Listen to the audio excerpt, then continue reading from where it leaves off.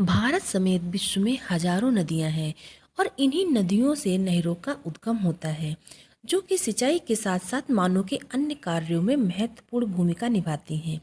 भारत जैसे कृषि प्रधान देश में अनेकों नहरें हैं, लेकिन क्या आप जानते हैं कि भारत की सबसे लंबी नहर कौन सी है?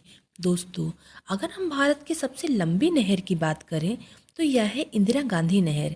इसके साथ ही यह दुनिया की सबसे बड़ी सिंचाई परियोजना भी है। इंदिरा गांधी नहर में एक जल बैराज है जहां प्रतिदिन 18,000 क्यूसेक पानी छोड़ा जाता है। पहले इंदिरा गांधी नहर को राजस्थान नहर कहा जाता था। 2 नवंबर 1984 को प्रधानमंत्री इंदिरा गांधी की हत्या के बाद उनके सम्मान में इसका नाम बदलकर इंदिरा गांधी नहर कर दिया गया। इंदिरा गांधी नहर के उद्गम की बात करें तो यह सतलज और ब्यास नदियों के संगम पर स्थित हरके बैराज से निकलती है, जिसके बाद यह राजस्थान के थार रेगिस्तान तक जाती है। इस नहर की कुल लंबाई 649 किलोमीटर है, जिसमें राजस्थान फीडर नहर और राजस्थान मुख्य नहर शामिल है। यह नहर पंजाब हरियाणा में 167 किलोमीटर और राजस्थान में 492 किलोमीटर की लंबाई में बहती है।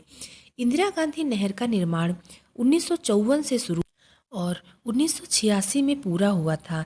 इस नहर का उद्देश्य राजस्थान के थार रेगिस्तान में सिंचाई और कृषि विकास को बढ़ावा देना था। नहर ने राजस्थान के आर्थिक विकास में महत्वपूर्ण भूमिका निभाई है।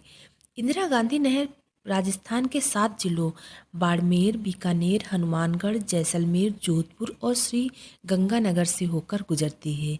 इंदिरा गांधी नहर परियोजना से पंजाब व राजस्थान को कई लाभ हुए हैं, जो राजस्थान क्षेत्र पर सकारात्मक प्रभाव डालते हैं। इस नहर का क्षेत्रफल 5,28,000 हेक्टेयर है।